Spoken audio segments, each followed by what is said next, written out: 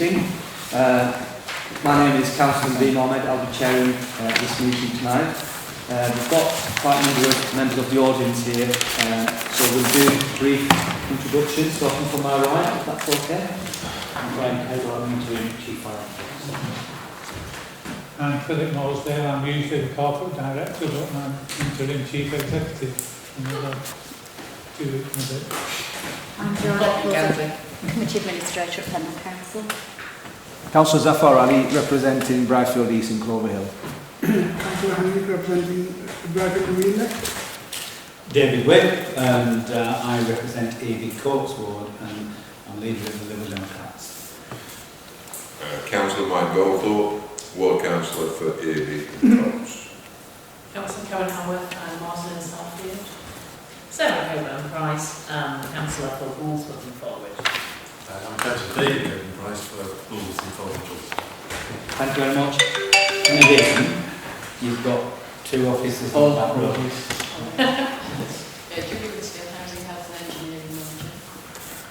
Hi, I'm Neil Watson. I'm the Planning and Economic Development Manager for Pendle. Okay, thank you for that, everyone. This week we heard the sad news of former councillor Maurice Horsfield passing away. He was a dedicated, hard-working councillor in this chamber, a lovely chap. For those of us who have met him, amazing chap, did so much for the local community, a hard-working councillor and real role model for many of us. So, if ladies and gentlemen, if you don't mind, we have a minute's silence. Thank you.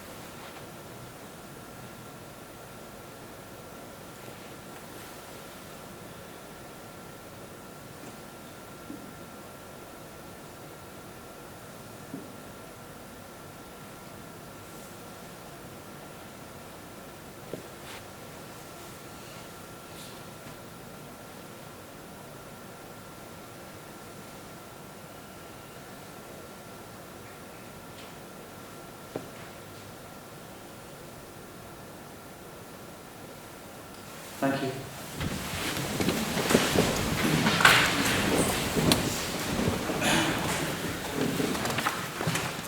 Any declarations of interest? Anyone? No? Apologies. Thank you, Mr. Chairman. It's a single-storey extension at 106 Regent Street.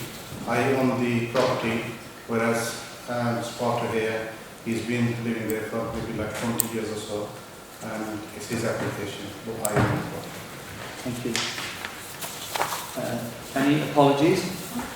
Councillor Chair. Thank you. Okay. Councillor Ahmed, I just wonder whether you took advice from Mr. Winsdale about the final planning application. Our joint position there. I didn't. Not a pecuniary interest.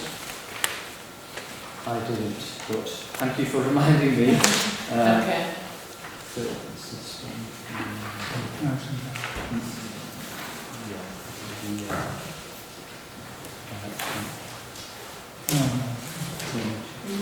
It's not disposal of the interest, so we'll just remove the petition instead.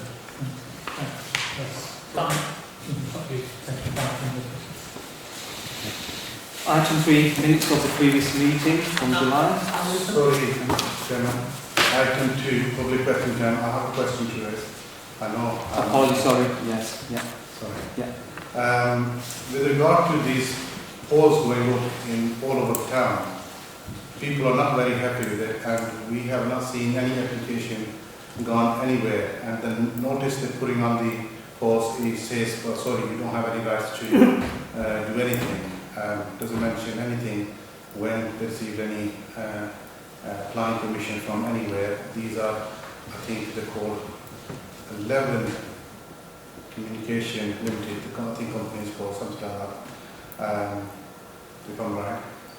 These are 5G or 6G poles basically, and they're going to do some wireless networking for broadband. If I can ask members to please have your input to this. Residents are not happy. They have gone in a number of places, and they're moving from Burnley toward Nelson, and I'm sure that will carry on toward Corn and the Barnoldswick side. So I would request that members please have their input to it. Thank you. Councillor Whip. Thank you, Chairman. In coming into Nelson this evening, Councillor Tomlin and I passed one of the poles and the cabinets adjacent to it, and both Councillors Whip have been working closely with Openreach to get their commercial rollout extended further in the borough.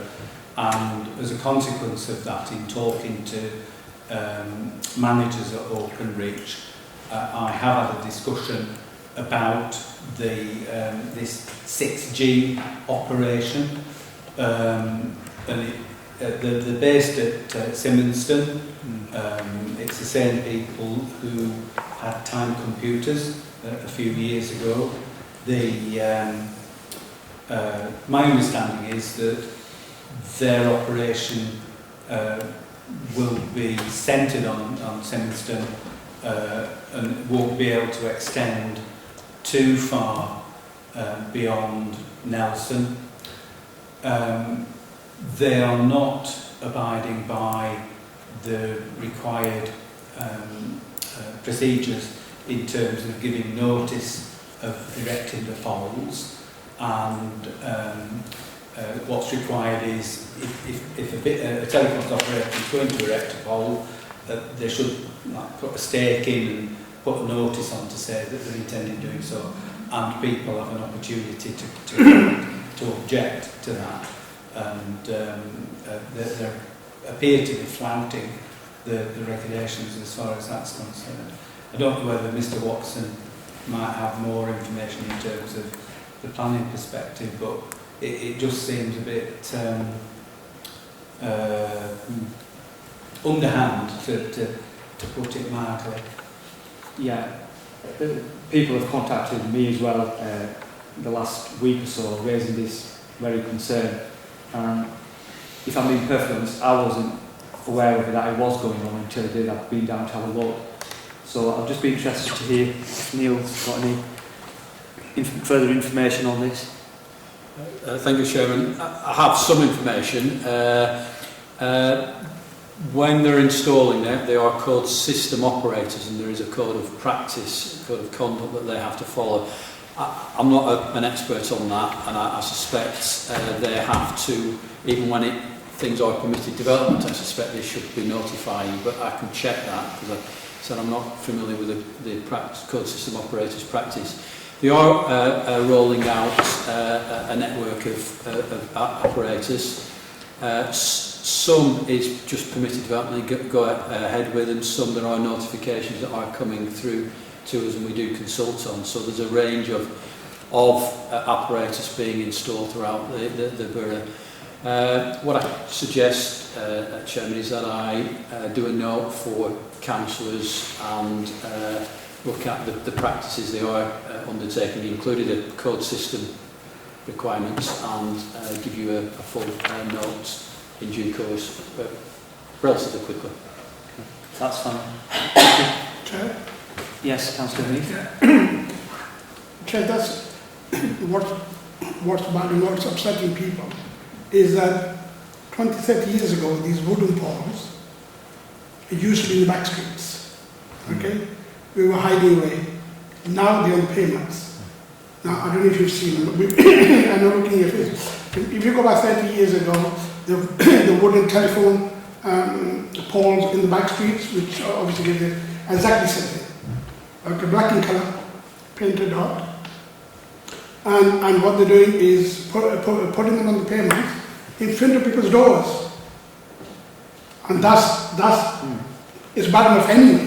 If you're going to put them on the side of the streets, put them on the back, on the corners, where they used to be fine, and they're now putting the major one and they say it's 4 meters, for example, for wherever that 4 meters is, they were going to plonk another one. And if that's going to block your door, then that's your problem.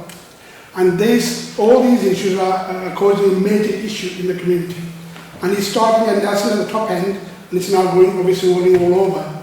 Now, the issue is nobody knows anything, and when we've inquired, even the planning department didn't actually know. Because my understanding is, and I can be corrected, is that they don't need planning permission. National government, whichever authority it is, has given them carte blanche, and they can go ahead, and which is pretty sad, because if you're blocking your front door, you can't get anything in that. You know, can you imagine waking up to that every day? You know, so it's becoming actually quite serious. Regardless of the politics of it, it's actually getting quite serious for those residents. And if it's going to go all over Pendle, then can you imagine what we're going to have, the problems we're going to have. So I think as a council, we need to obviously have a look at this and get something going. Yeah, I think it's helpful in terms of what Neil Watson's said, that I think members need more information about the procedure. And also, I think at the same time, some of the concerns which have been raised in terms of, are they actually following the correct procedure? I think that needs to be looked at as well, please. And if they're not, could we write to them as a matter of urgency and tell them that they need to follow the correct procedure and the processes that are in place. So at least the residents have an opportunity and they're aware of what's going on. Because at the moment, it's happening. Residents don't know anything about it, which is totally unfair. Chairman, thank you. Just on the same point of notices, I happened to come across one of the notices which was literally just hanging by the final thread on these poles.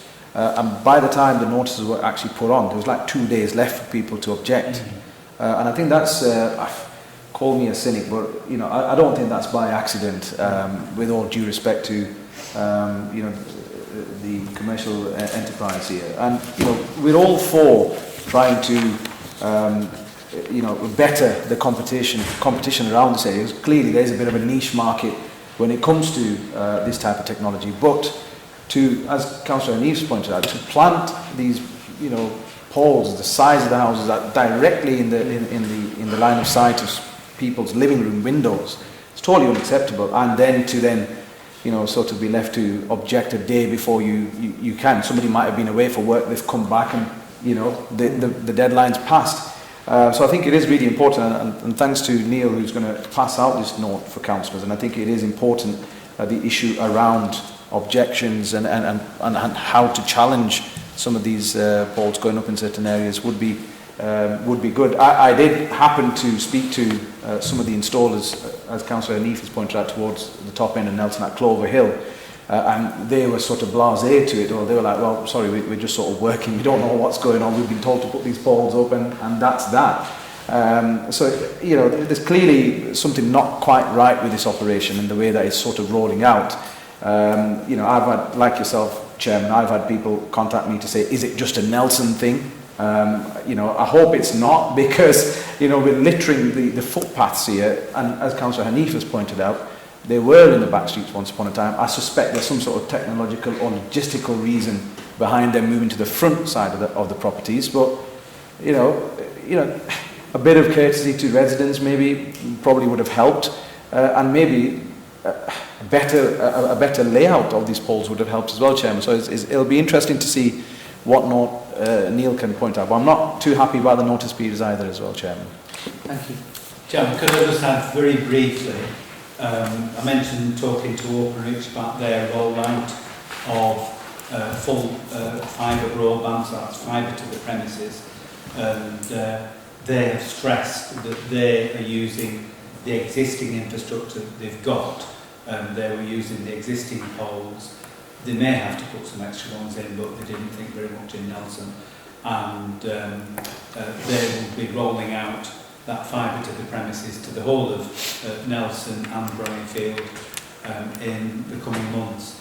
Thank you. Does any member of the public have a question which is not on the agenda? No? Okay, thank you. We'll move on. The minutes have been moved. Yeah, I'll second them. Thank you. Planning applications.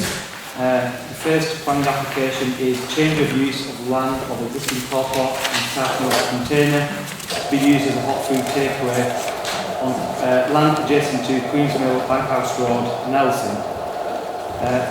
Neil, can I bring you in, please? Yes, Chairman. We've had similar applications in terms of policy before committee before.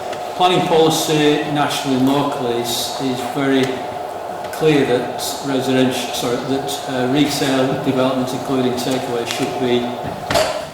Sorry. I will stop, otherwise the chairman's going to problem. Was that the guillotine? It's coming on. I can't see it myself. I see the screen here. I presume it's up there. Yeah, it's up there. Okay. The national local policy is that you go to your town centres first, and obviously we've had applications before when there have been specific circumstances where the committee have agreed, for example, long established business, etc. And there's a need to override policy. But Chairman, here it's right on the border, but outside the town centre. It's a retail development. We have plenty of empty retail units in Nelson, indeed in many of our centres. There's no lack of services to members of the public. They can go into the town centre if they wish to have a hot food takeaway, which this is. Chairman, we are looking at a £25 million town deal to try and revitalise Nelson because it's had difficulties. Chairman, in my view, this is a straightforward application in the sense that if we allow this, we're putting the coach and horses through policies to say, well, we'll allow retailing anywhere. If it was serving a local community, I'm 2 miles away and they had to walk into town, that might be different, but this is not, and you can get all the facilities and fast food you wish to within Nelson if you were so inclined. Thank you, Chairman. Thank you. We'll open up to members. Anybody want to speak on this item? Councillor Wick. Thank you, Chairman. For anybody that's been on this committee for a while, it will come as no surprise that I back adhering to Pembroke Council's policy.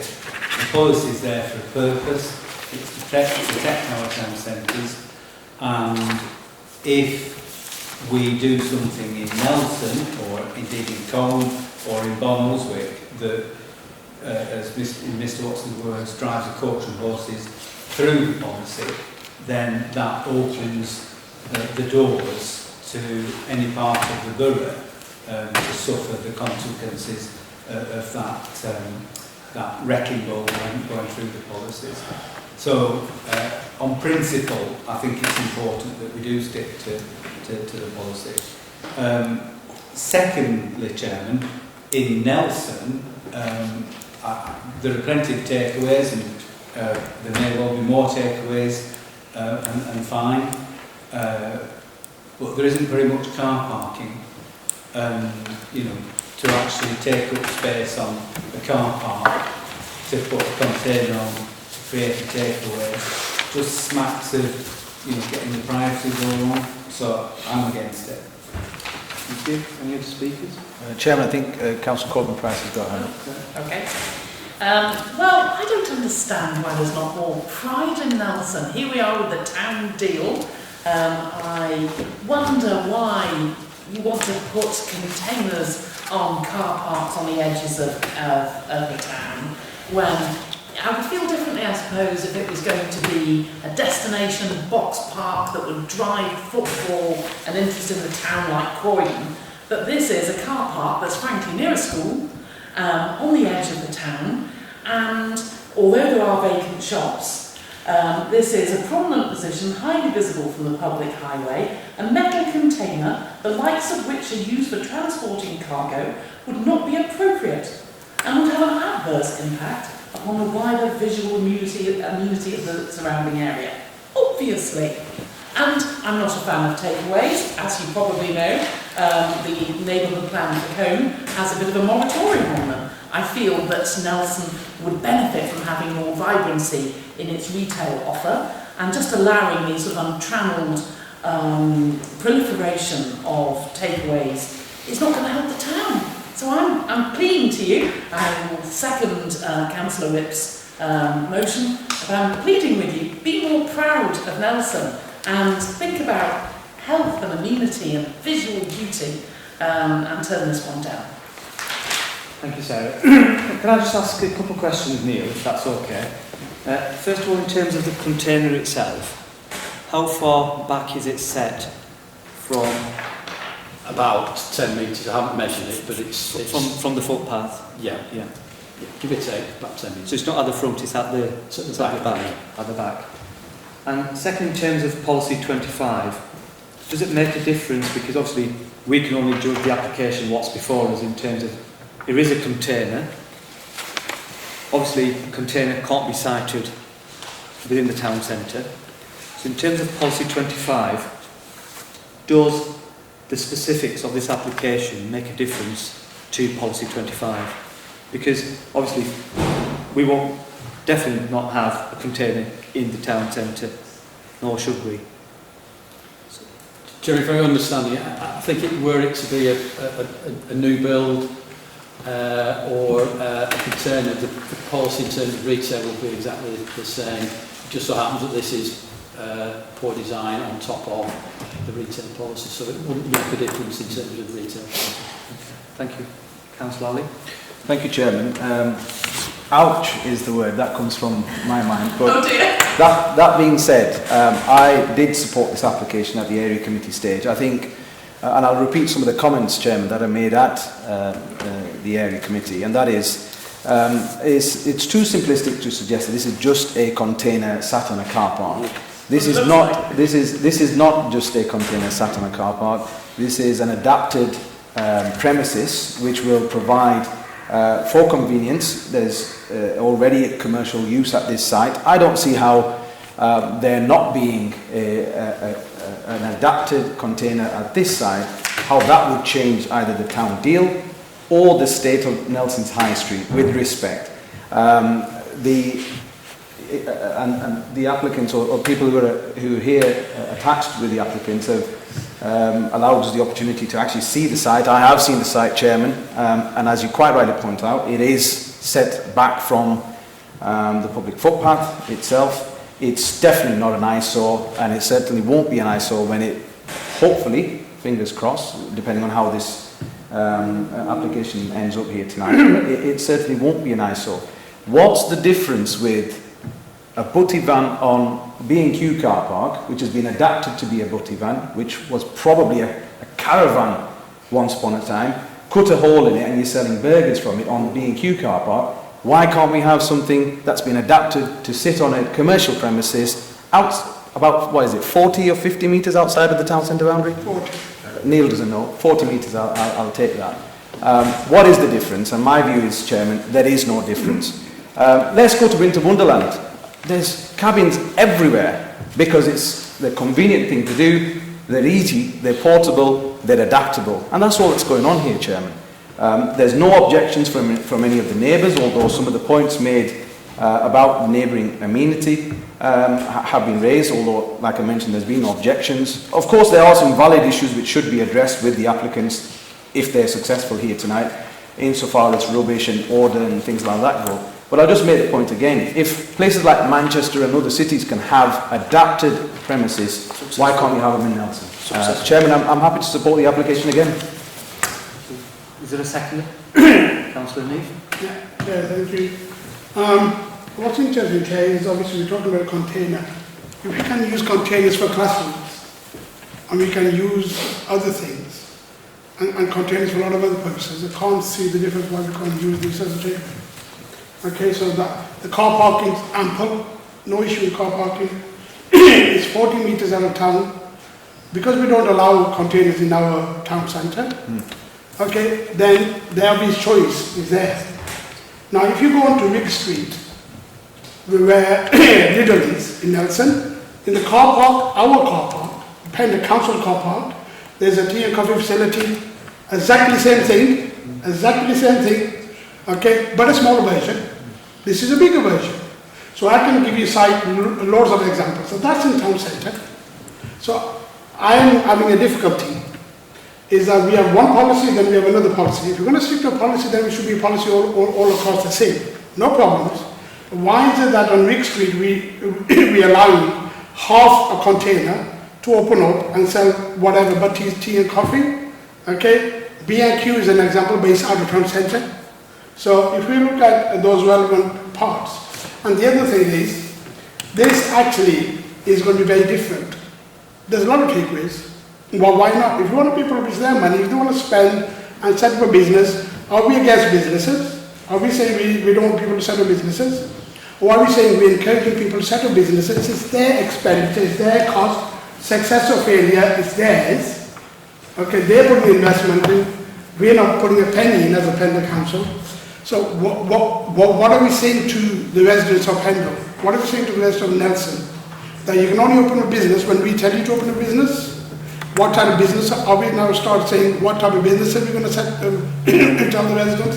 So I think we just got to be a bit careful. And if you look at the policy, it's only on the outskirts, literally 40 meters. How far is 40 meters? If you look at who it serves and what it serves, it's actually ideally located.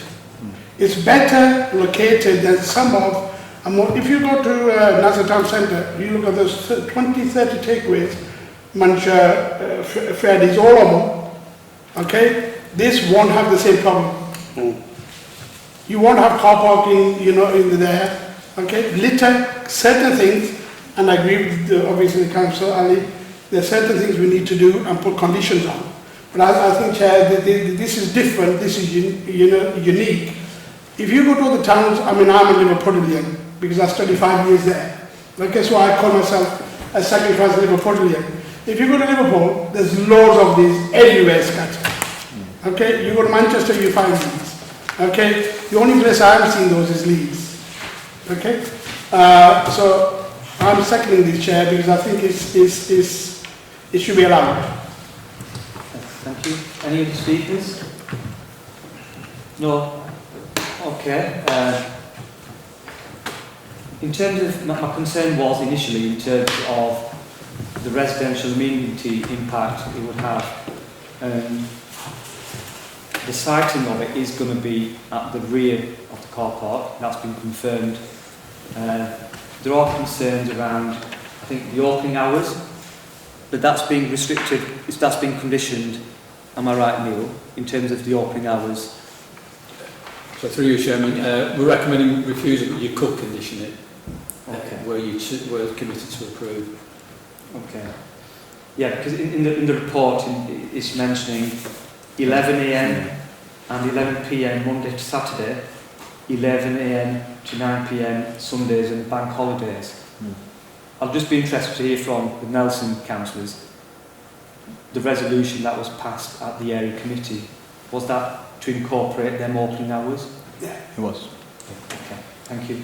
So we have an amendment first, which will be taken to the vote. So all those in favour of approving the application, please show. Against? You can't move again. 4 against, 4. So it's down to the Chair. that's not carried, is it? No, It's not carried. it's not carried. So it goes back to the main resolution, which... Chair, can I ask a question, please? Of course, Doesn't the Chair have a casting vote in this? It's Not on the the amendment. Chairman's discretion whether he wants to use his casting vote. Okay. So can we clarify this now? Yeah. Is the Chairman now is going to use his casting vote on this or not? So can we ask the Chairman? Yeah, I'll just take some legal Yeah, advice. please do. Before You can use it on the... on this. Right, okay. So I'll support approval then. Thank you.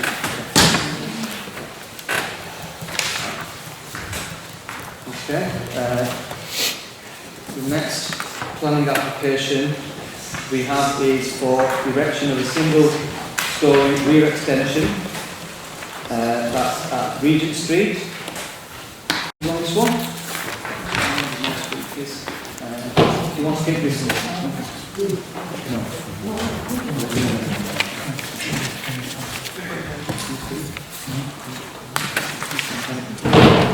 Councillors? Oh, Can't. Chairman, yeah. no.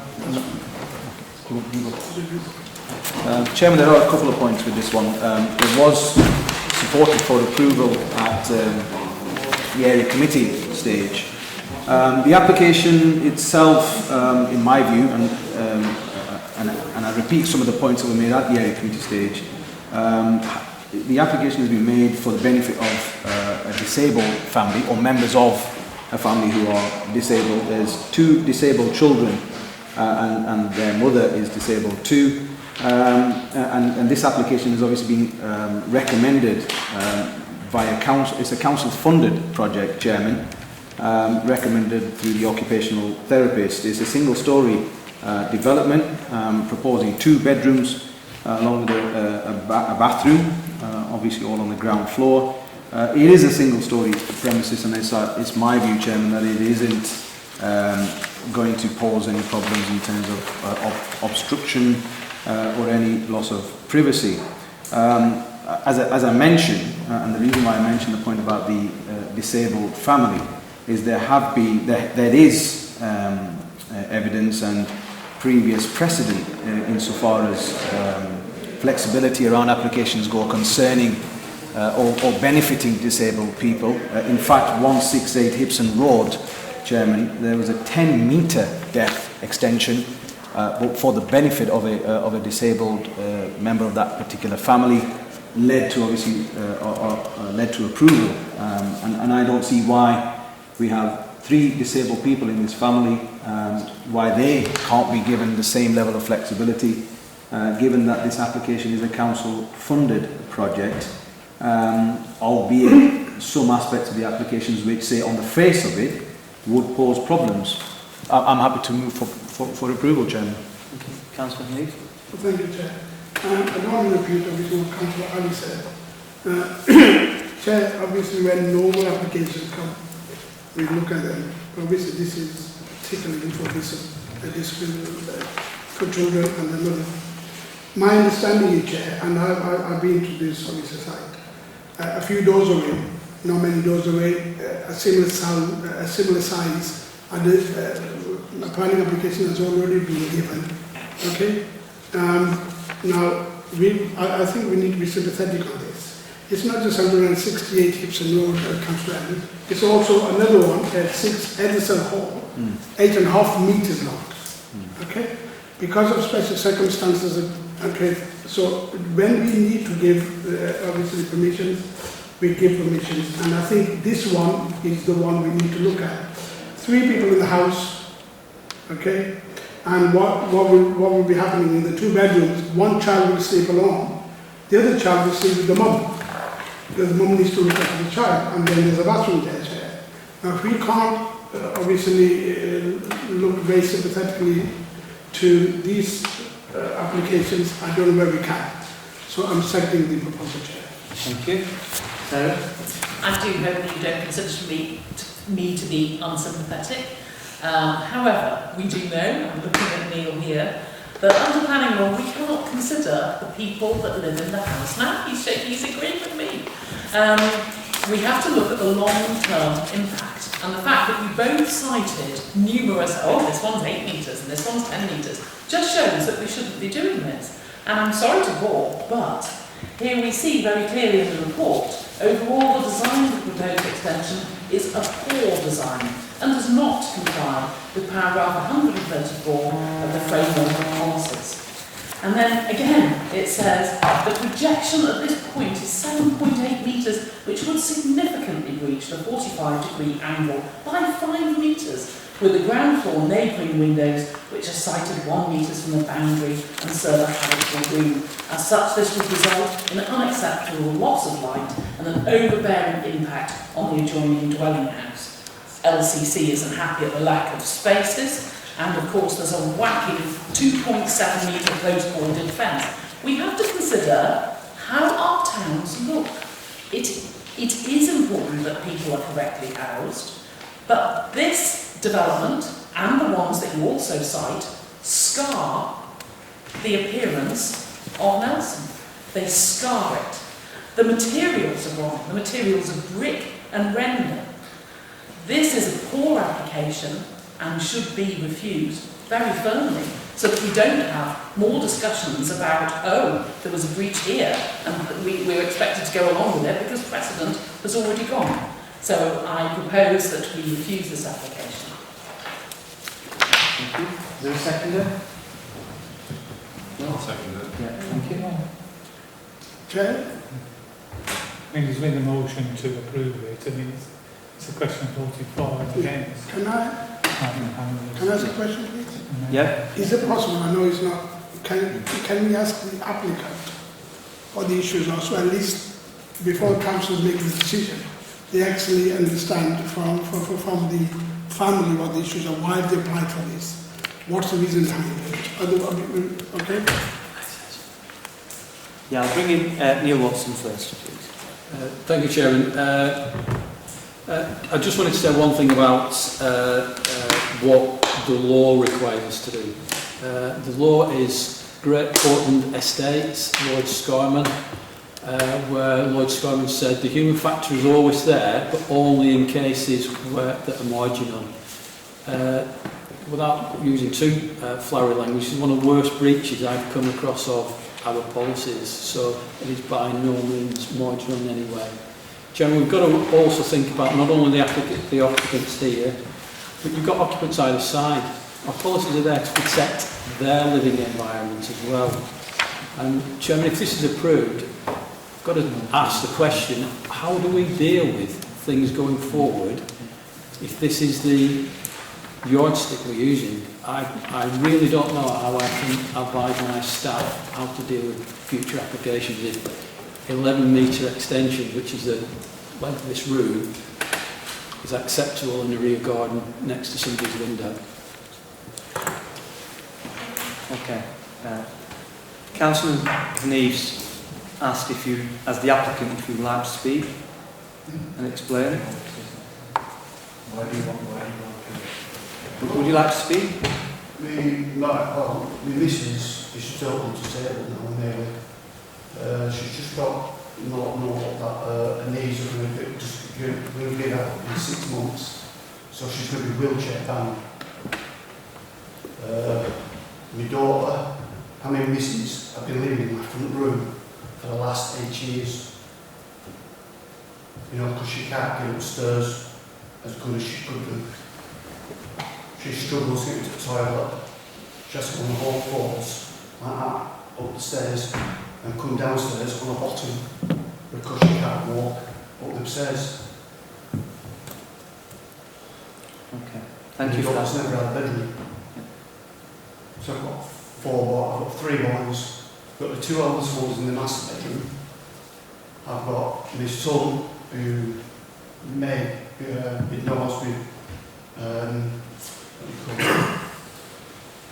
I can't think of the name, but it's got like a ADHD. He might be doing else with that. He goes to a special school. I work part-time, so I'm like getting up, getting the kids sorted out, sorting the missus out, going to work, coming home, and doing it all again. So I really need this extension.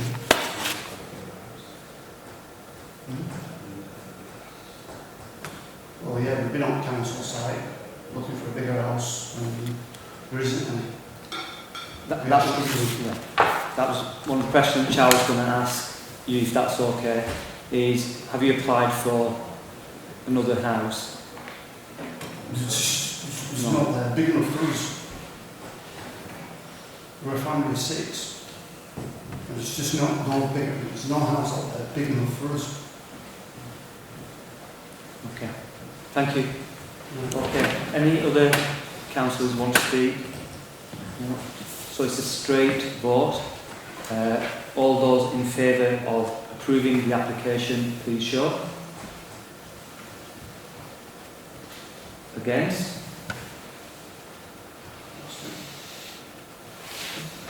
And that is lost. Thank you. Okay.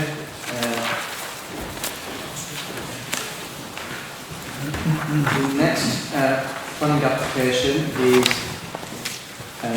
is permission in principle, erection of up to 9 dwellings and land off Cobb Lane and Oldstone, Cross Lane in Kelbrook. Neil, do you want to comment? Have you got anything further to add? Nothing other than, Chairman, just to point out that this site has got planning permission, having had it at appeal, and the planning policy concept of local plan hasn't changed since. So, Chairman, as it's got a consent having been established at appeal, Chairman, my view is that the principle has been established by a planning inspector. Councillor David Cornpass and Councillor Lee. Yes, it was an interesting one, this one, because I just got an email as well from the Cone Town Council officer who's looking after the Cone Neighbourhood Plan. And she sent a link to the fact that Kelbrook and stuff have just released their neighbourhood plan for Regulation 14 consultation. And I noticed that this site is actually one of their selected sites, partly because obviously it has the planning permission from the past. They actually note that in August 21 approval was obtained for permission in principle. So whether the two things have crossed in the post, I don't know. That must be the case. But I think based on the fact that it's already had planning permission in the past, I think the parish council do raise a number of concerns on page 4, which are obviously addressed to the fact that it's a permission in principle only. I don't think we like permission in principle very much really, but if that's the way they want to progress, then obviously when it comes to the full detail, then they will have to be abiding by the previous things that came out of the appeal. So it's as simple as that, I think. So I move to approve it. Thank you. Councillor Wick. Thank you, Chairman. This is a plot of land that has previously received outline consent, and there is currently a reserved matters application that follows on from that outline permission, and that's for 10 dwellings, and this permission in principle is for 9 dwellings, but to all intents and purposes it's the same plot of land. We have 2 applications that are in process at the moment, and I think local councillors and the parish council in Kelbrook would very much prefer for us to determine the application for reserve matters for 10 dwellings rather than this wide open permission in principle, which has no detail with it whatsoever, is, to be frank, a ruse to sort of try and prevent the previous permission lapsing. And in the circumstances, given that we have another application for exactly the same piece of land, I would propose that we decline to determine the application, that we get on and determine the application for reserved matters, which I would have expected actually would have been coming to the same area committee that had this application in front of us as well. So I proposed that to area committee. I didn't get a seconder. The proposal was then put to refuse, which was supported unanimously. And I think there's a great deal of unhappiness at the sweeping way in which permissions in principle just sort of give the green light to development without knowing anything whatsoever about what there may be. And given that actually we've got an application that has got all that detail, well, we could look at the detail and we could make a decision given all that information, and that would seem to me to be the far better way of dealing with it. So I'm moving as an amendment that we decline to determine. Thank you. Speakers? Sarah? I share some of your frustration, Councillor Whip, and I particularly do not like permissions in principle, and Neil Watson is we can be twice in one meeting. And I would like to propose that what we do as a council is seriously consider writing very firmly to the new minister in charge of these things in government, who is Michael Gove, and just pointing out some of the anomalies and difficulties that it places councillors under. And this is one. And in my ward, there is not a permission in principle, but a similar sort of application, whereby there's an application to appeal for 10 houses in the Lincolnshire Bridge, and we have passed 4 houses. And it rankles the residents rightly. You understand how the residents feel. They feel they're being played, and the system allows them, seemingly, to feel like that, and it's not good enough. However, I am very concerned, and I would like some more advice from Neil, whether we would be exposing ourselves to significant costs were we to go along Councillor Witt's suggested amendment. How close is the determination for the other application? Is this a possibility, or is it not feasible and exposes this council, which doesn't have any money, to significant costs? Okay. Thank you. Thanks, Sarah. Oh, no, I wanted to answer. Oh. Through you, Chairman. There are two, perhaps Councillor Witt will clarify. There's a legal right to decline to determine applications, and that can be applied in certain circumstances. Reserved matters aren't applications in their own right. So, my advice to you, and Mr Colshaw has looked at this as well, there's no legal ability to decline to determine, so you would have to decline to determine simply because you don't want to make a decision without planning grounds. If you did that, my view would be that there would be, I think, a very high probability of costs, because you have to make, we have to make as an authority decisions based on sound planning grounds. In that case, I propose that we do consider, formally as a council, writing to Mr Gove and about this, because the system, I think, is broken. But I think the responsible thing to do, therefore, is to refuse this application, because there's no point playing games and fighting the system from this single application. It's a longer term thing. We don't want extra costs. Thank you, Sarah. Yeah, happy to take on board what you said, and also in terms of what you said in terms of writing to Michael Gove. So if we can get the Chief Exec, if we could do a letter, I'm happy to sign that as well as leader. Councillor Neave? Yeah, thank you, Chair. Chair, now knowing nothing about this application and listening to the discussions, obviously writing to the Minister, obviously it's a long shot anyway. But what I've heard, obviously I've got a lot of sympathy with what Councillor Witt said, because obviously we've had similar things in Dryfield and Nelson as well in the past. So are you proposing that? I am. And if you're proposing that, I will second that, because I think that's a good way out, good route to take. So I think I'm seconding that.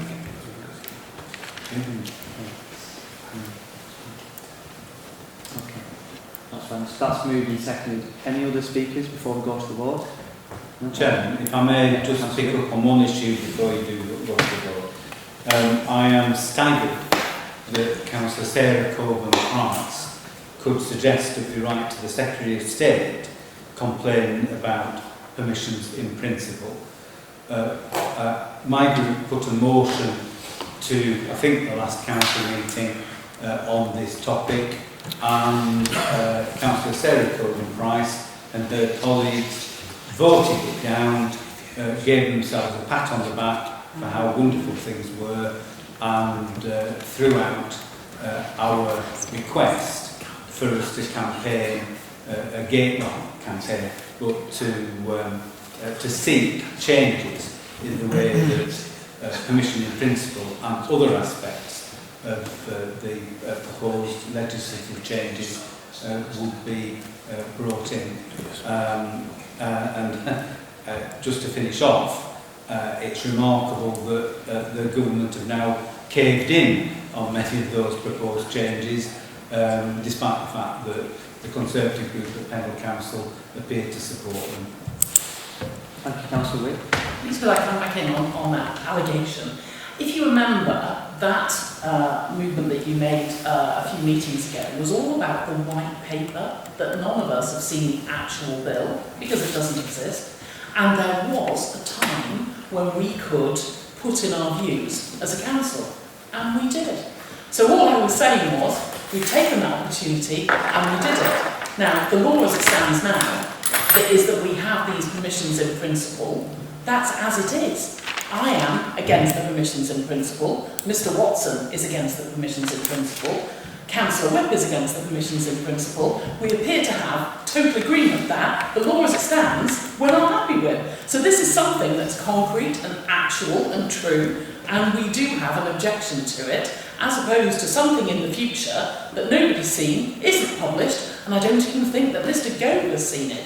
So let's get the man while he's new in the job and tell him what we think. I think that's perfectly rational and fair. Thank you, Sarah. Chairman, I would just ask Councillor Sarah Coleman-Price to reread the motion that we put to the council meeting. Thank you. I think now we'll go to the vote. There's an amendment which Councillor Wick proposed, which was that we decline to determine, not refuse, but decline to determine the application for us, and then Sarah moved approval. So we'll go to the amendment first, which is to decline to determine the application for us. So all those in favour of that motion? Amendment, sorry. Yeah. Okay. Against? What? For? So that's carried.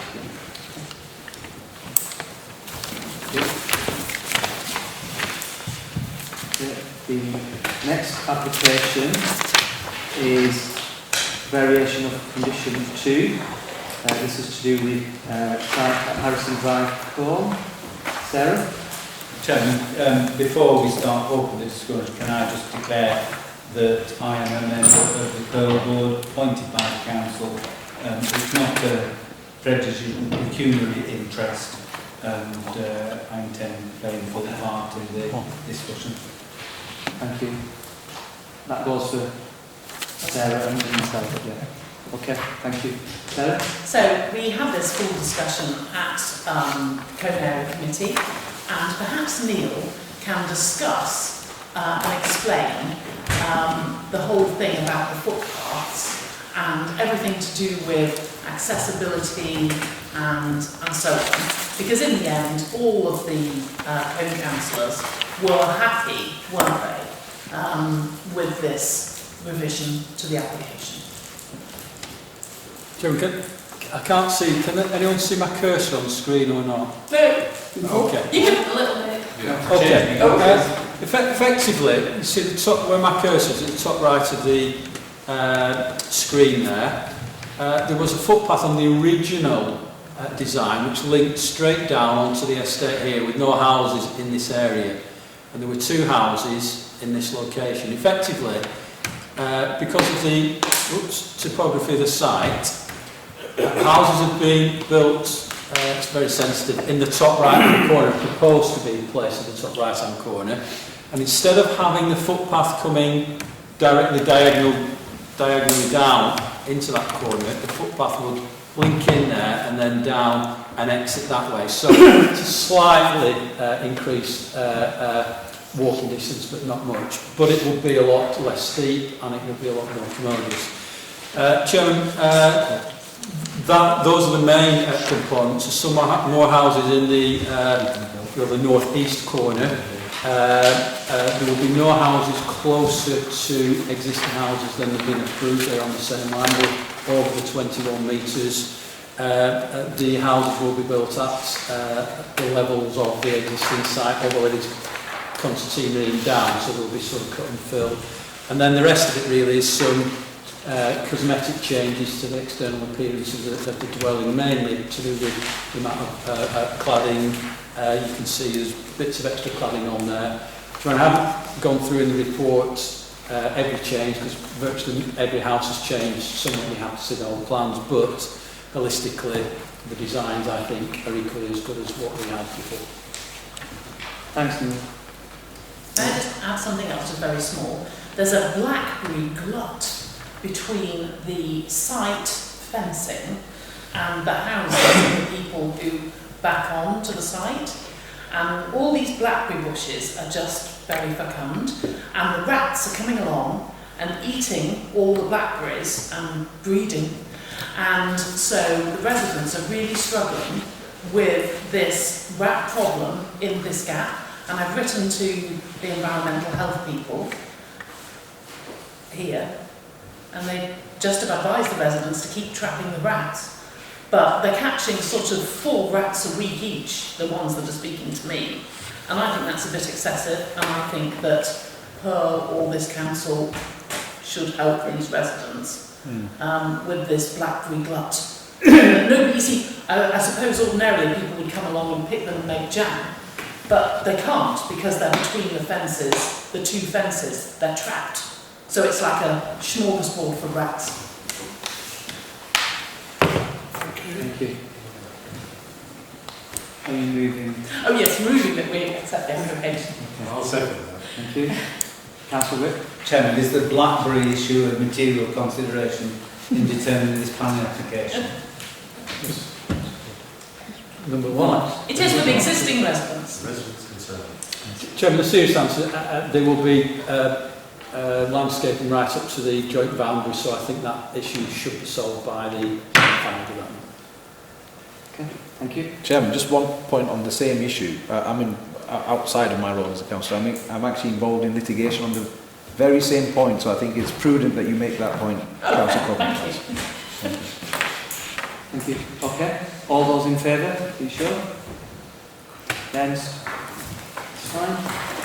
Okay, next item we have is item 5, investment in our leisure facilities. This is a report outlining some of the works which are required to our leisure facilities. There's some works within the report which are of an urgent nature, others not so, and there's also, in terms of the report, mentioning the figures on the attached sheet in terms of the costings of those works. There's some of the items listed on there which we can't really establish as to what will happen in the end, because there's other works and other reports being prepared. So I'll listen to the speakers. Councillor Corbyn-Price. Yes, this obviously all the activities of the Pendant Leisure Trust are under review as part of the budget working group exercise. And I think we know that a lot of the facilities here are quite old. They do have some needs for some work being done. Some are more urgent than others. I think the shopping list in Appendix B, there are some that are clearly still being reviewed, still being considered. I think as you touched on, Chairman, there's 1 or 2 things might be influenced by the Nelson Town deal, maybe the Cone Levelling Up Fund bid as well, which should carefully come out and help the municipal hall. So I think there's a few things there that probably should be done as a short-term exercise. I'm thinking particularly of the leisure centre roof phase 1. There's a few other easy, quick wins in terms of some health and safety matters, some non-compliant matters as well, which I think should be done as well. I think I totted up, if I look at some of the actual costs and then some of the additional fees, I think I come to around about 136,000 on a short list there, rather than the grand total of 482. I think the other question mark relates to that municipal hall roofing works there of 55 grand, and if that's going to be covered by the Levelling Up Fund, then that can obviously be covered by that separately, so it wouldn't be our responsibility. I think the key thing about the way the facilities work is I know a number of Council are continually short-changing our leisure facilities. Now, the report spells out ways in which some of the reserve could be used to invest in the facilities, and the recommendation is that the 482,000 from that reserve be ploughed into the necessary work that needs to be carried out.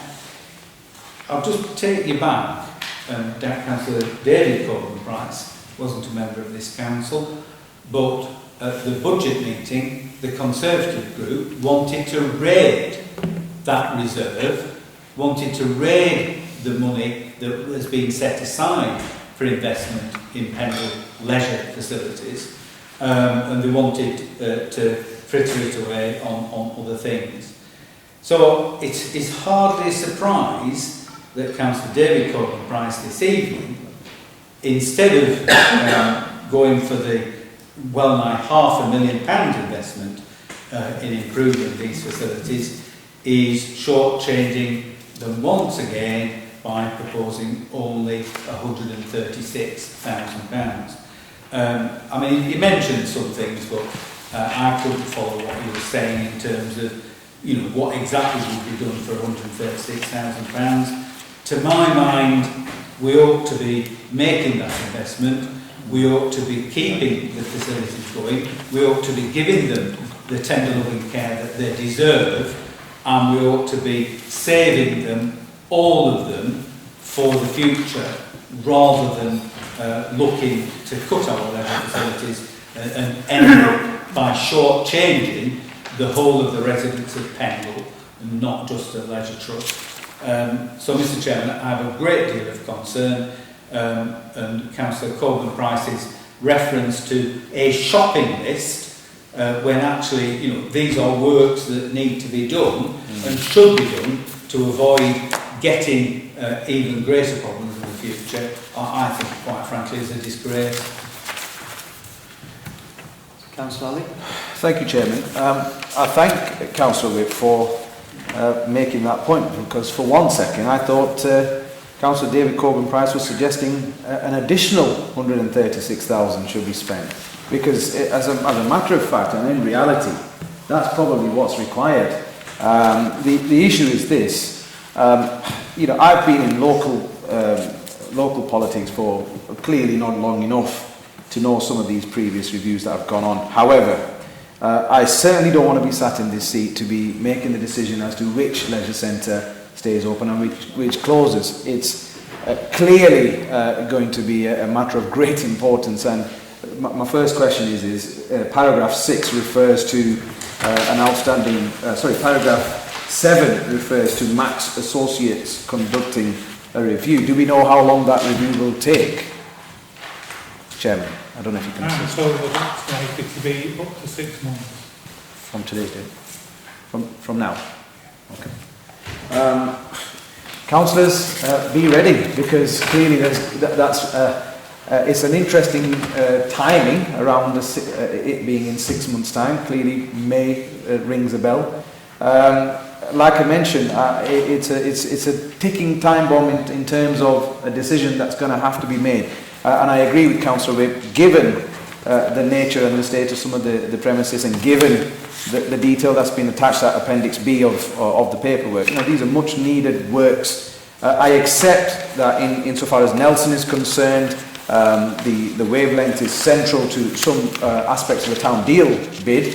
That being said, we're already fighting for money on the town deal bid, which is ultimately going to impact the actual rolling out of the project that involves wavelengths. I don't want to see any further money being taken back from these much needed improvements. So I'm happy to support Councillor Whip's notion that, you know, that this recommendation at 2C should stand as it is.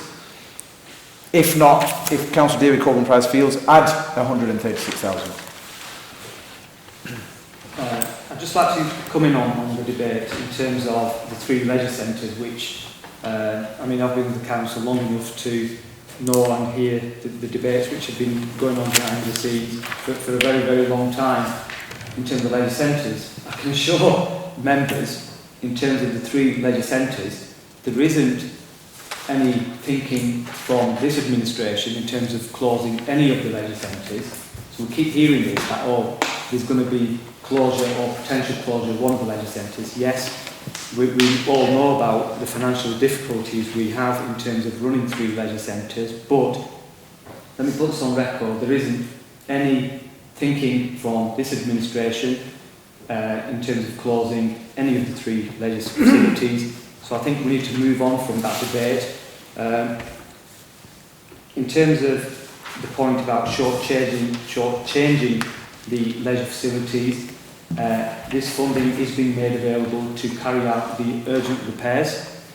If it turns out the funding isn't available from other sources to carry out some of the works, we will bring this back before the Policy and Resources Committee and make the funding available should that become necessary and required in the future. Councillor Coleman-Price? Yes, I'd just like to come back on some of Councillor comments there. Rather nasty, I have to say. Meet head on. We must meet this head on. Is this the same head-on slow-motion car crash that the previous administration kicked down the road for years and years and years? So you're leaving it to us to come and meet it head-on now. Thank you very much. The council has dwindling reserves, and yet again proposing to spend the contingencies that's referred to in paragraph 15. £1 million set aside there was to fund shortfalls in revenue due to the pandemic and the issues then with trading and activities that were taking place. So spending a revenue fund contingency on capital things is again not very good for the revenue budget, is it? So there's an awful lot of things there. In terms of spending more money, well, I think it's spending money in the right places. I am new to politics as well, and all these issues have been discussed for many years over how the leisure centres are run. As the chairman says, our aim is to try to make each and every one of these a success. And at the moment, I know from years of reading profit and loss accounts that something with a bracket at the bottom is not a good thing. And therefore, trying to address that, looking at how to spend money, capital money, to be able to generate revenue is where the capital money should be really targeted. Could be an extra 136, who knows? But that's the review that adds value to the way the centres work and starts to rectify the fact that the subsidy to them is basically unchanged. It keeps on at the same level. It's something the council cannot afford to do. We've been set targets as part of the budget working group exercise to try to do it. And I'm looking to the other parties to help us to try to do that. We're quite happy to do it on our own. If you want to sit back and do that, but then again, you've had a few years to have a go at that and not succeeded. So therefore, using capital monies to enhance revenue generating opportunities for each of the centres and also to increase their efficiency and their effectiveness, their use of resources, is the way that it should be used. The items that I've identified here are the priority ones only. They're the ones that should be done short term because they either constitute a danger or they are a significant distraction to the way the centres will operate and generate profits. Councillor Mead? Thank you, Chair. Chair, this is the two questions. I don't want to duplicate your meeting. Just to say, David, this will be ongoing. It doesn't matter who's in charge. This has been going on for many, many years, and I don't think anybody is willing to look at serious issues there. Yeah?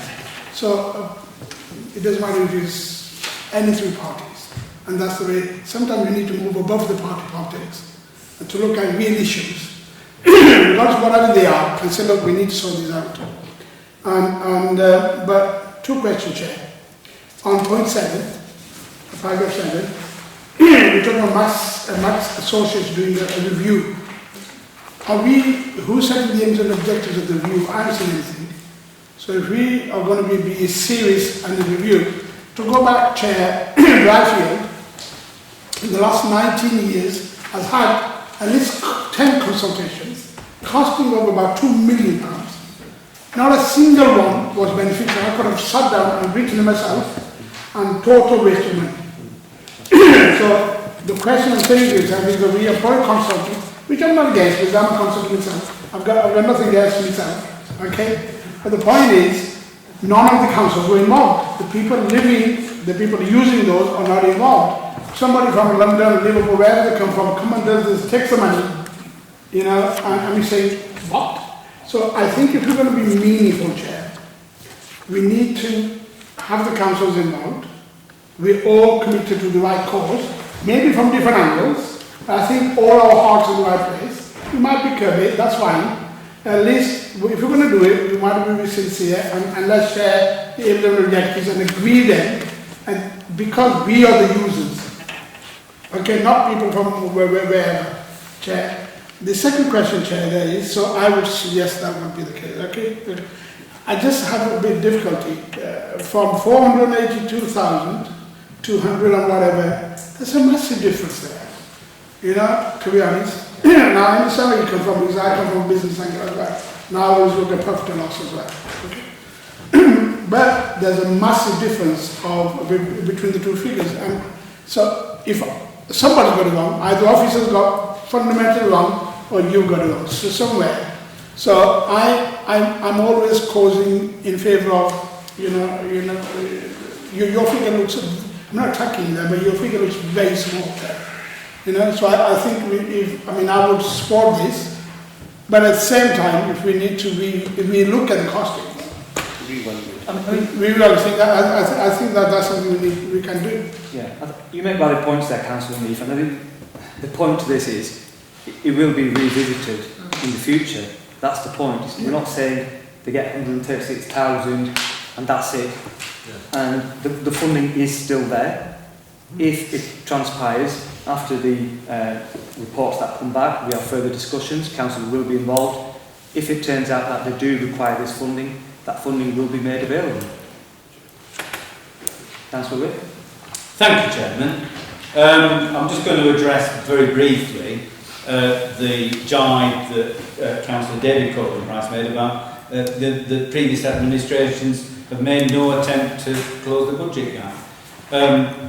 Just as a reminder that the Conservatives have been part of the administrations in the last decade when the average savings per year, budget reductions, have added up to £1 million a year, and the staffing levels within Pendle have reduced by knocking on 50%. And the contribution to the cost of running leisure facilities has reduced from in the order of between 1.5 and 2 million, depending on what you count, down in pre-pandemic times to circa £300,000. So stick that in your pipe and smoke it, Councillor David Corbyn-Price. Gentlemen, well, I don't know whether he smokes or not, I don't know whether he smokes a pipe, but he can stick it. Mr. Chairman, it wasn't the Liberals, or indeed Labour, who introduced a vanity project at Com, the High Ropes, which a previous Conservative leader of this council pushed through, and for which Pendle Leisure Trust is still paying debt charges. So, you know, if you're talking about wise investments, well, thanks very much. The fact is that if you look at page 2, paragraph 6, that there should be a further strategic review of provision in Nelson and Colne in order to reduce down to one site. Now then,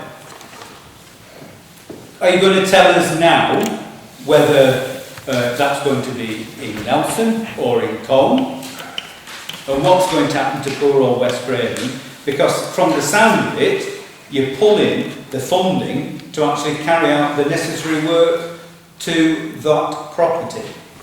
We've got a list here, and Councillor David Corbyn-Price says, well, we'll just go ahead with priority 1.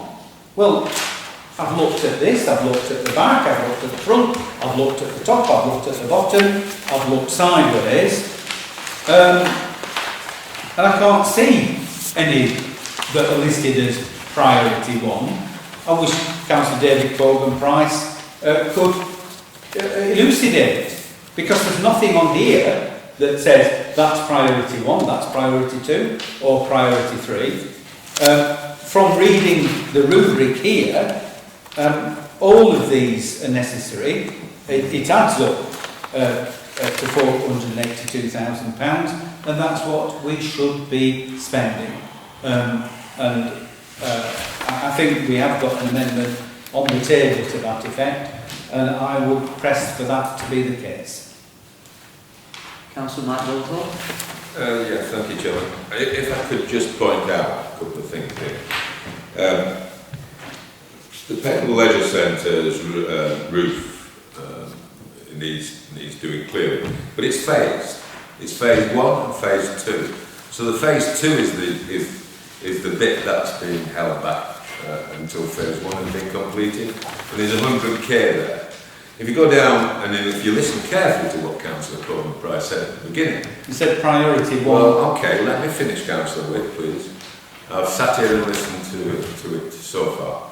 And the other bit that was mentioned earlier on was the fact that we weren't going to push ahead with the municipal Munio work, and that piece there at the moment comes to £85,000. Because of the issue of Colin Bid going through, working on that, and the priority is push it down line a bit. So if you put those two together, that's 185,000 quid. Add that to your 130 odd, and we're not a million miles away from the original. That's all that's being suggested at this moment. You're a six-figure sum difference. So, that's all that's being suggested at this moment in time, is phasing it, taking out the stuff that needs to be, putting in the stuff that needs to be done now, phasing the other stuff because of two distinct issues. One, the Pendle Leisure is a phase 1 and phase 2, and secondly, the municipal could well be covered off by money coming in elsewhere. So why rush to spend money when there's a chance of getting it elsewhere? So I would put that into the debate as well. Thank you, Chairman. Thank you. Sarah? I was going to make that exact point. It is a nightly prayer for me that we hear positively with the Levelling Up Fund for Cone. It will be utterly transformational, and I won't be moaning about only getting 6 million and not getting 7. I shall be delighted for the transformation that it will make to the Little Theatre, to the Hippodrome, and also to the Mooney. We all went on a tour. Nadine and I had a little day out, and we went round all the leisure facilities, and then subsequently I went round additional ones with Alison Good and Pendle Leisure Trust Director, Councillor David Albin. And actually, what you were saying earlier really aligned to our view.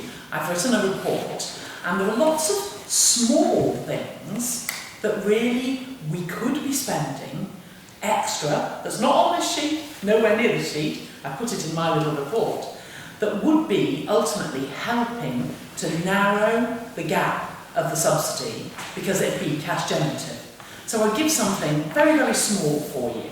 In both sports halls, there are galleries where fond mummies like myself could peer over and watch trampolining or badminton or whatever. These spaces are just used for, you know how everybody has a little bit of a dumping ground in their house or a drawer in their kitchen that's full of blue tack and stuff. So people have just said, what should we do with this poster? Well, shove it here.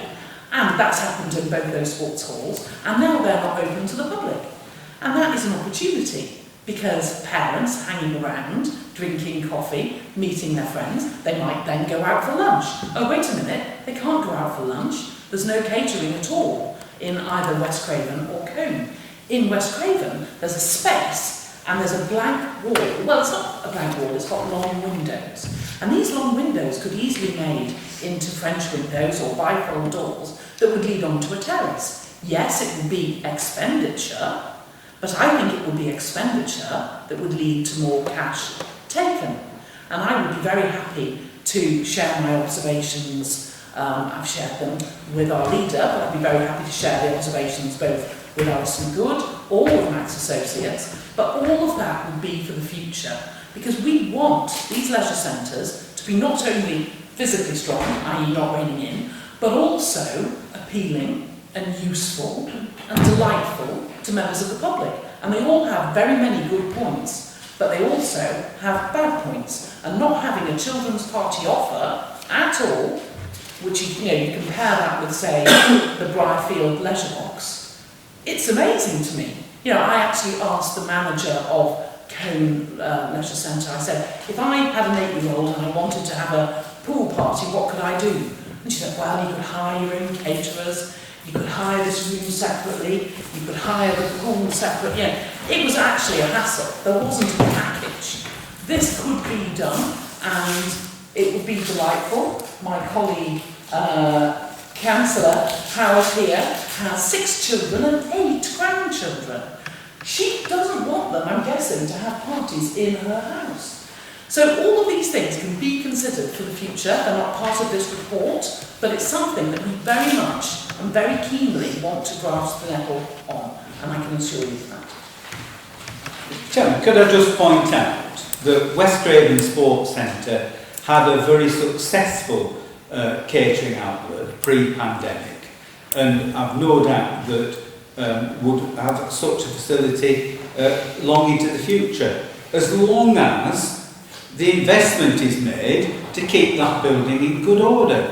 Now, for the 3rd time, can I press Councillor David Coburn-Price to list exactly which items he is proposing should go ahead, because my Goulthorpe has just added up to £180,000 of, well, we're not going to do this, but we're still a 6-figure sum adrift between what's on this sheet and what is being proposed by the Conservatives.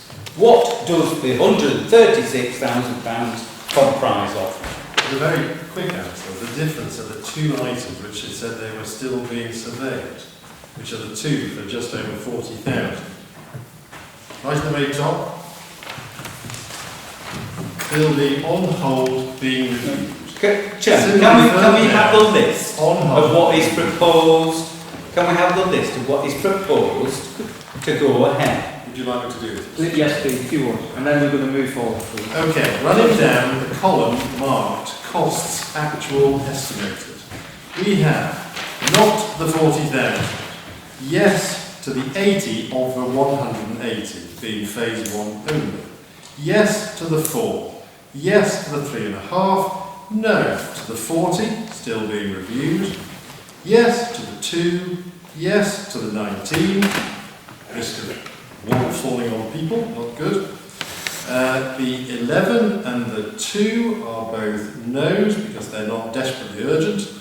The 10... Sorry, Chairman, I missed that bit. No to the 11 and the 2. Yes to the 10. And no to the 35. Similarly, when we get to the municipal hall down below, the 55 and the 30 are both parked as well as part of the Levelling Up Fund, and the bottom 2.5. If you add up all of those numbers, you reach 121,000. If you then use the formulae down the bottom left for the 13 and the 12% fee increments, then you get an extra £14,640, which comes to £135,640. Thank you for that.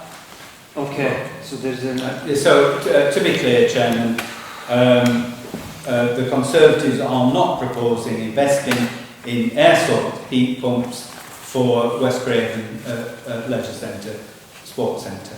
Because it says awaiting survey cost. I made it absolutely clear. No. There's an issue of allocating budget for things to be done. You don't necessarily know exactly what the figure's going to be. Yeah, what we're proposing is not to allocate the budget right now. As we touched on, there are several phases in the iterative review of the operation of all the leisure centres. Thank you. I stick with the original proposal that we ought to undertake this investment in toto.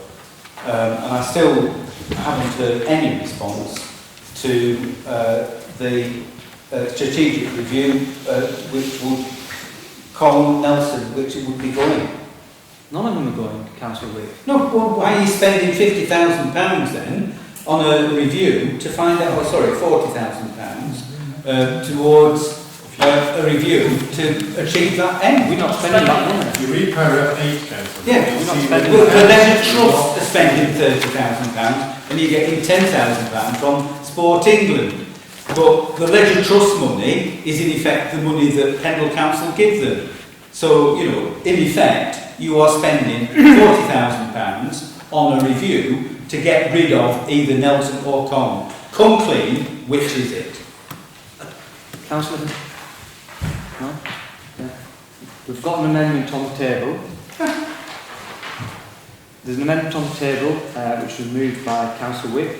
So all those in favour of that amendment, please show. Against? Okay. That's defeated. So back to the main recommendation, which was moved by Councillor David Coleman Price. All those in favour? Against? Thank you. That's carried. Next item is, this is a detailed review, an interesting brief, I thought. There is a note at this stage, as members will be aware, Nelson Town Board is looking at this particular building as part of its proposals. So I think at this moment in time there is a report that is interesting, a good read. Any comments from members? Councillor Wick? Chairman, the funding in the budget, which was a figure that your group put forward,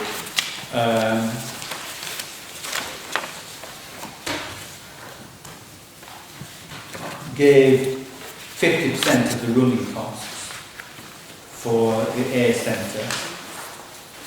We are a month or two away from midway through the financial year. How will that budget be used, and what will the A Centre be used for when that funding is used up? Are you referring to the proposal in the budget, the last budget meeting? Well, I'm referring to the budget that was agreed by the council. Yeah, which was your budget. Yes, Which which was was passed. recollect, Yeah. Mr. Chairman, that your group actually proposed. Our group actually voted against, you'll find voted against. Yes, but if we look at your budget proposals, Yeah, but it was the administration's budget that was approved by the administration. And you sit on the town board, you're well aware, it's the town board are looking at this particular building and it is part of the proposals, and we will try and come to a long-term sustainable solution for that site. Chairman. Yes, Chairman, but what the funding expires, the funding covered half a year's costs. Yeah, the contract for the testing facility has been extended until Yes. when is it extended to? 6 months. It's to March next year. Yeah. So that facility is being used till March next year. For testing, but it's not going to reopen as the A Centre as it was. No. So effectively it's closed. Well, that's what your budget. That's the budget that was passed by the administration. Yes. Councillor Ali. Chairman, just like the previous item, clearly this is a very contentious one. Is it? It certainly is, because first things first, I don't know if I can move a proposal on this or not, but page 5 and the final, penultimate sentence, closure of the A Centre is the final option to consider. I'm moving that we take all considerations to close the A Centre off the table, Chairman. I think it's it would be wrong of us to even let that recommendation sit around, simply because there's so many opportunities available for the A Centre. I'm of the view that there's a couple of hybrid options that we could investigate. The report itself mentions one option is to drive the arts offering through the local community. It goes on to mention reopening of the bistro, which in fact was very well used. It's a fantastic facility, which I don't see why it cannot be continued to be used, improved, and even expanded potentially to some extent. People from out of the town, out of the borough, use the bistro, and in fact it's one of its kind in the town centre. There isn't a comparable bistro in Nelson Town Centre for anybody to use, Chairman. So that's the reason why I feel that there is an opportunity here to have a hybrid of options, but more certainly closure shouldn't be the final option. It should be no option, Chairman. And that's my proposal insofar as closure goes. I'm happy to listen to discussions on the rest of the points. Well, it's wonderful to hear your enthusiasm, and I would share it too with great attenders of the ASEP as it was. But if I was a Nelson councillor, I would be hot-footing it to Combe to meet the people of the Hippodrome. And they took over the Hippodrome in 1977, and they bought it too. And they have run that facility very successfully for decades. I think it is possible for the hybrid solution that you're talking about. And I think all options should remain on the table while we find the best one. Not closure though. Make it happen. Can I come in? I know this is an awkward one because of timing and everything else and time, but in all honesty, I don't think you can really do anything with this report other than note it at this stage. I mean, it will have to come back again. Chairman, can I have my comments minuted, however, in relation to that? We don't minute individual councillors. Okay. Okay, so are we happy to note at this stage? We'll come back and I'm sure we're going to have some further interesting and any speakers? Second that. Second it, yeah, thank you. All those in favour? Thank you. Item 8 is transfer of facilities and services to town and parish councils. This report follows a meeting between representatives of the budget working group and those from the town and parish council, so it's just giving an update at this stage. Councillor David Corbett-Price. Thank you, Chairman. Yes, I think this was obviously almost like a repeat of the minutes that were sent on, the email that was sent out in advance for that meeting. So it does cover all the things that have already been transferred. And also in paragraph 2, it's got the ones that will now be discussed with the town and parish council. One's the finance team, with Graham and his team working very hard on this one. Just trying to come up with some ideas of some of the costings for how these work. Therefore, information can be discussed accurately with the town and parish councils. Perhaps in paragraph 2, we should add, just so as we've got the Mooney and Combe, we should add the A Centre for Nelson, perhaps. Yeah, this is an accurate report about what's going on, and I move the recommendations. Councillor Witt. Thank you, Chairman. I understand from feedback that I've had that there were some issues raised as to equity between areas where services and facilities had been the subject of community asset transfers and where they hadn't, and what was happening in terms of repairing equipment or carrying out maintenance where parish or town councils hadn't taken facilities on but work needed to be done. And I wonder whether there's any comment from Philip or any of the officers as to what happens in those circumstances. Can you answer? I'll try. Obviously, the transfer of parts was all connected to the expectation that parish and town councils would pick up the ground maintenance costs. If you remember the figure, I think 360,000, it went up by 25% in each year. There are obviously other budgets relating to those parks, and it is correct, as I think council will confirm, that where the park has been transferred, parish and town council is having to pick up those other costs in those other budgets, whereas where the park has not been transferred and it's still being used and expended by the council and the park. So there is that issue of equity. We are doing work on trying to work out exactly what the amounts involved are, and we will be bringing that to the budget working group at this next meeting. Thank you, Chairman. If I may come back. I mean, it was made clear at the time that if parish and town councils didn't pick up the tab in one way or another facilities, that there wouldn't be any funding from the Borough Council. And I mean, that's quite a key issue because, say, people in Barrowford or people in Colne or Barnoldswick, where park facilities have been transferred and the respective authorities, town and parish council authorities, are paying for the maintenance.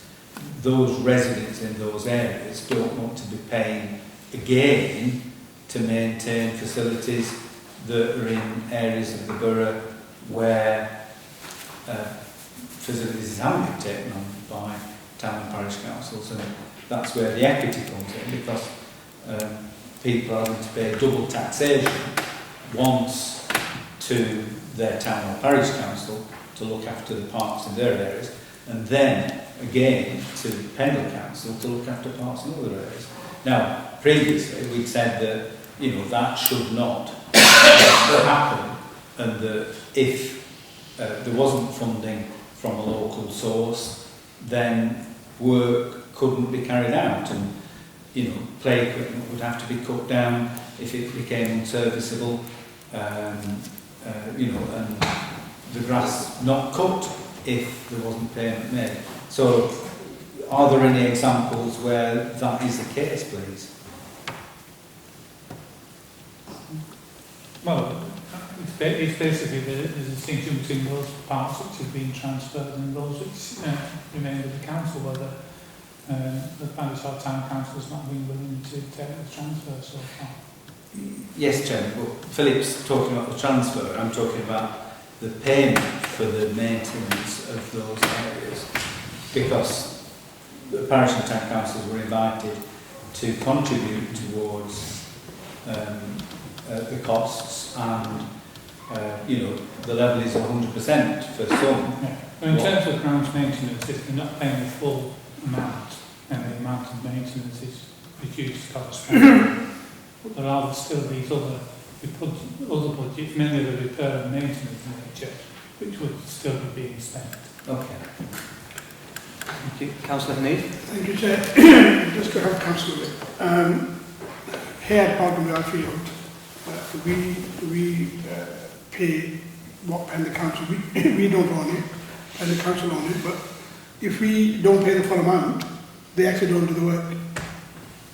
So we know that for the last 2 or 3 years, that's what we've done. So now, obviously, Pendle Council, Town Council is paying the full amount, which is, I think, 30,000, whatever that, I don't know how much it is. So if you don't pay the full amount, Pendle Council officers actually won't do that piece of work. But coming back to this, Chair, a couple of things is that if you're gonna talk to town and parish councils, which is good, I agree with that, because both myself and council group were on the previous committee. Yeah? What we need to do is, before you have the meeting, you need to, Chair, give them whatever topic or whatever item there is, give them the costings for that. Because what happens sometimes, we have meetings and we say, you want to take over the car parks? How much it cost? We'll tell you. So what would be nice is to get, so the park, so whatever item there is, okay? And different towns and villages will have different things. Whatever they are, before you have a meeting, Chair, you know, give them the full itemized costing of each of these so they can make an informed choice and move along the conversation.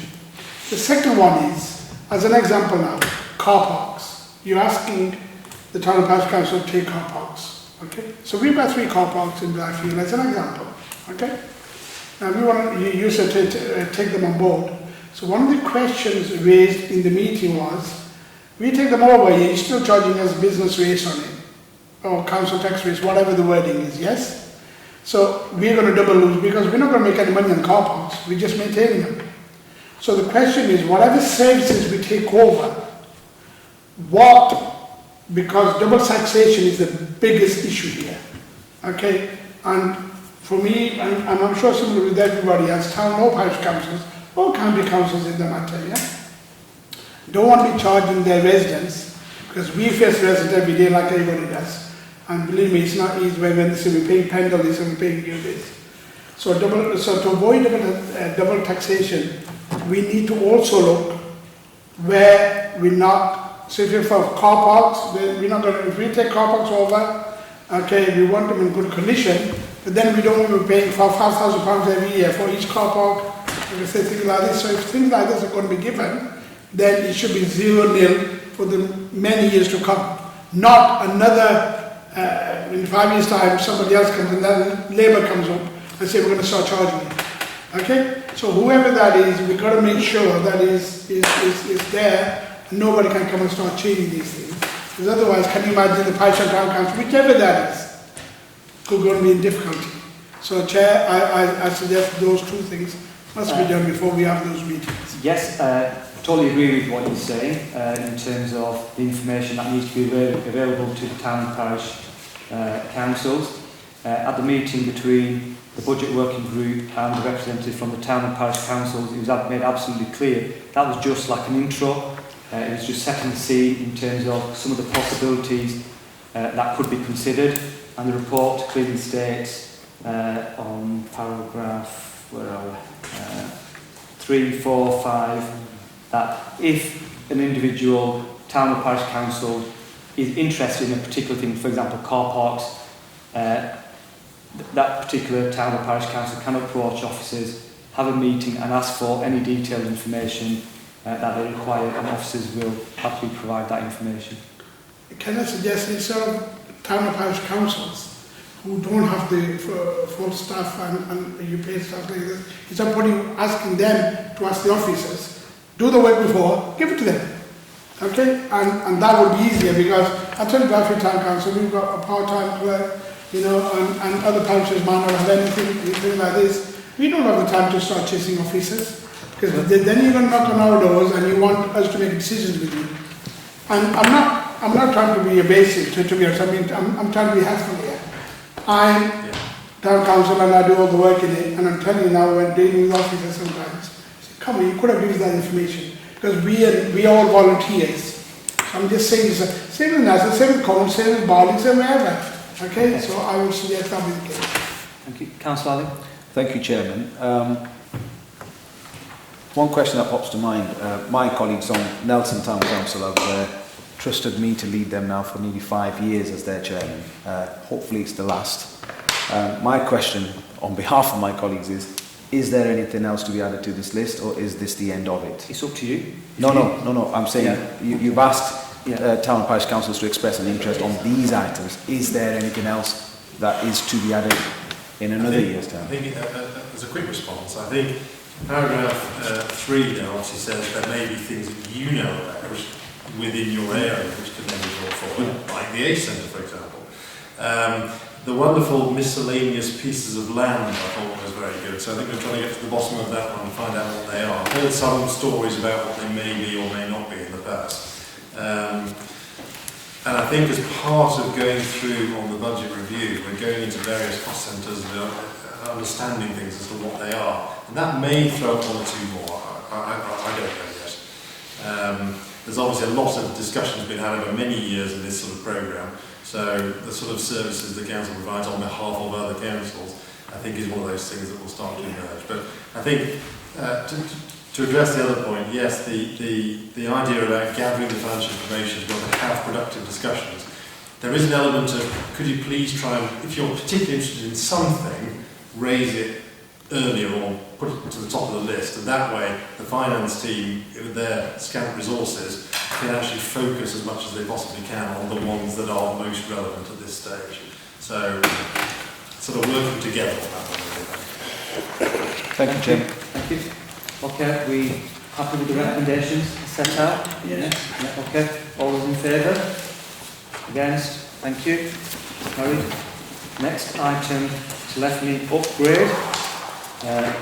This is to upgrade our system to make it, because due to COVID, people will be working from home, and it's just a new, more modern and more agile working system. In the long term, it will bring great benefits in terms of productivity and also efficiency and saving money at the same time as well. So, any comments? No.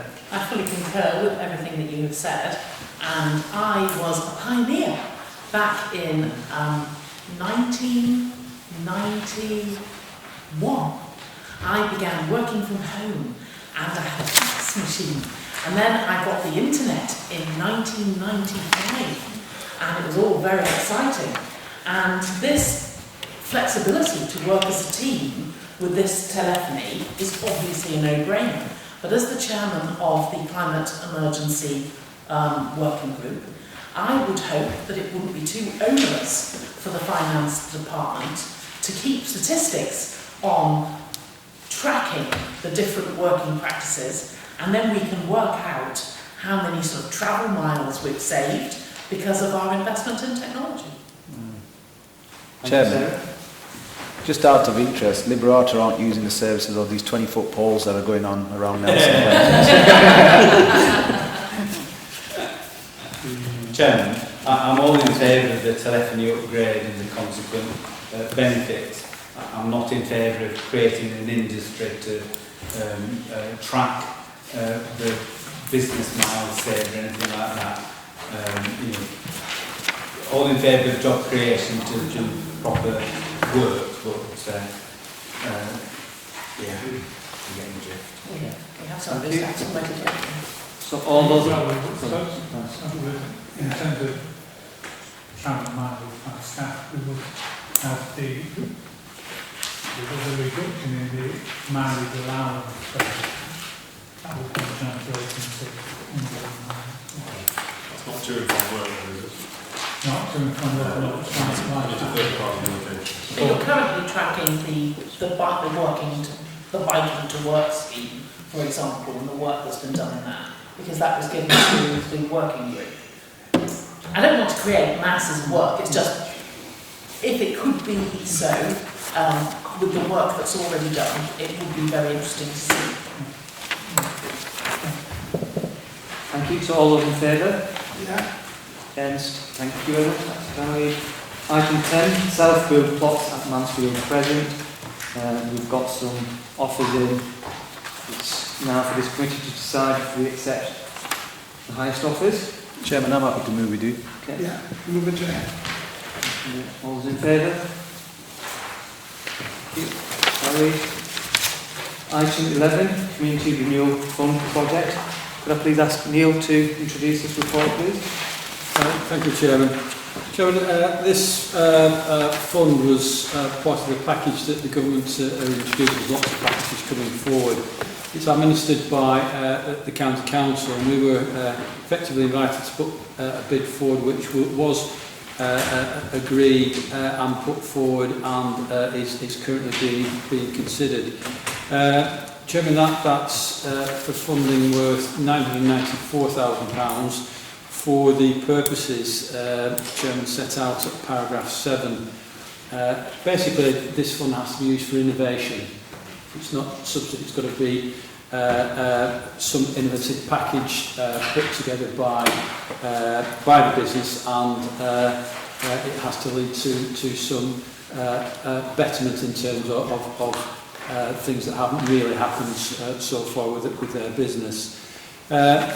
Chairman, in the meeting today, the fund is supposed to be spent by the end of March, and the County Council administering it have had to write out, I think government have asked them to write out, to say to different authorities, could you actually deliver this fund in the time scale? And effectively, I don't think we could by March. So unless there's an elongation, if we're successful, unless there's an elongation of that fund, I don't think we could deliver.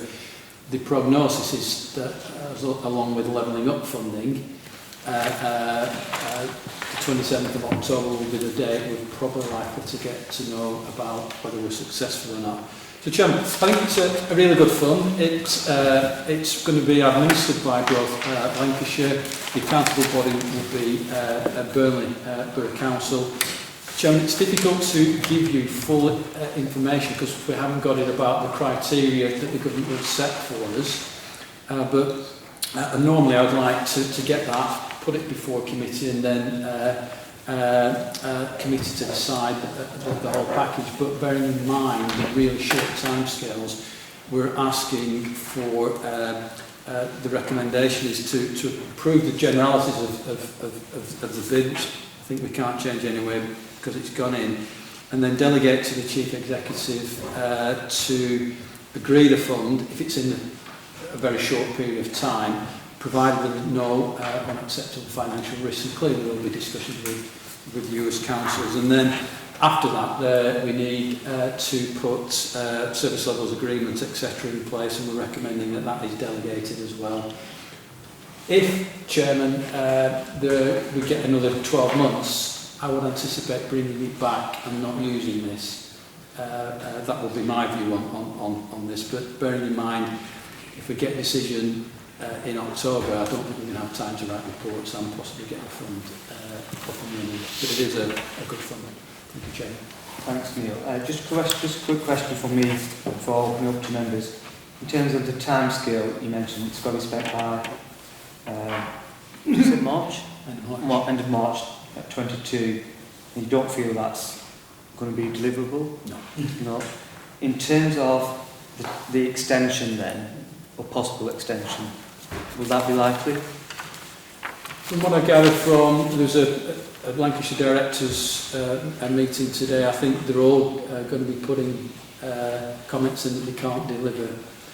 I think there's pressure to deliver, but I think there's going to be a pushback to say it's if we're getting the decision at the end of October, you can't get your grant panels, your applications and bids, and then decide in that timescale and then spend. I think it's going to be possible.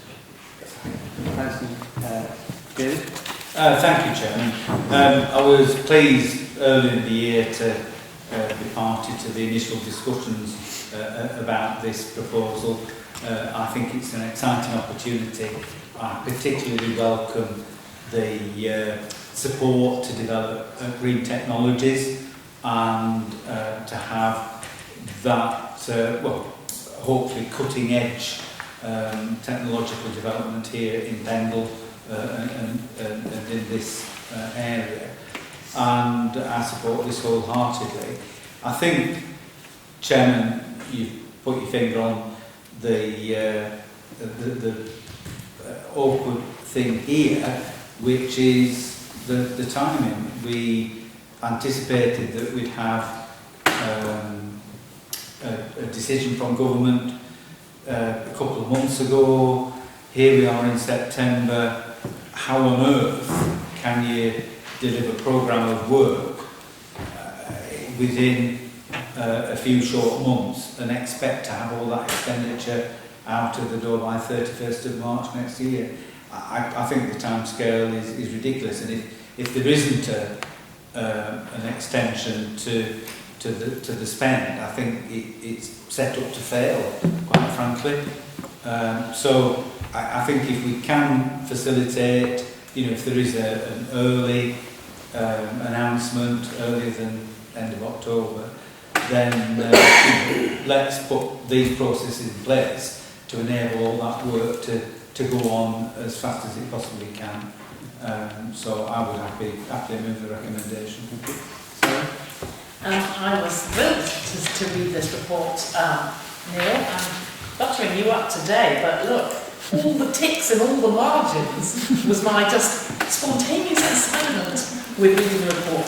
And it was great to read about us being a priority area, and we absolutely should be.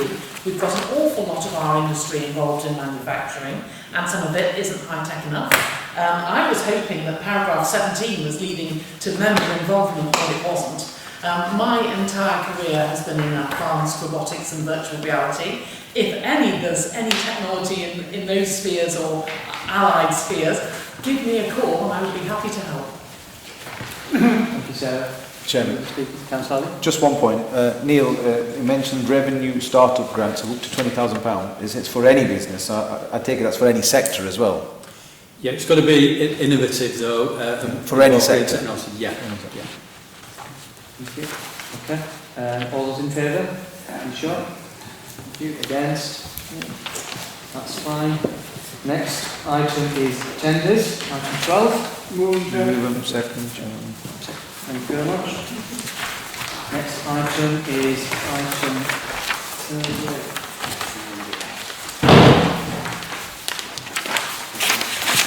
Yeah, item 13. This is to decide whether to exclude the public and press. I'm happy to move with you. Yeah. Unfortunately. Yes.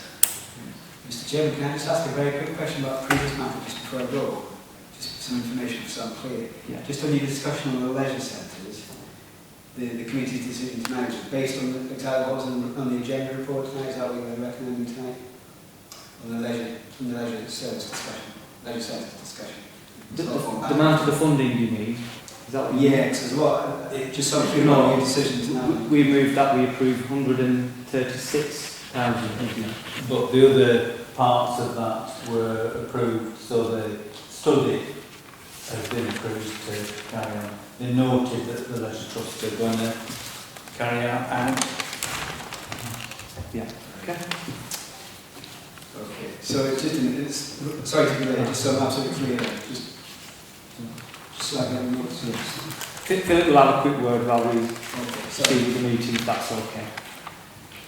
Chairman, I know the gentleman introduced himself last time. Lancashire Live, is it? Yeah, I'm from what's called local democracy reporting service, so I supply member newspaper website. Thank you.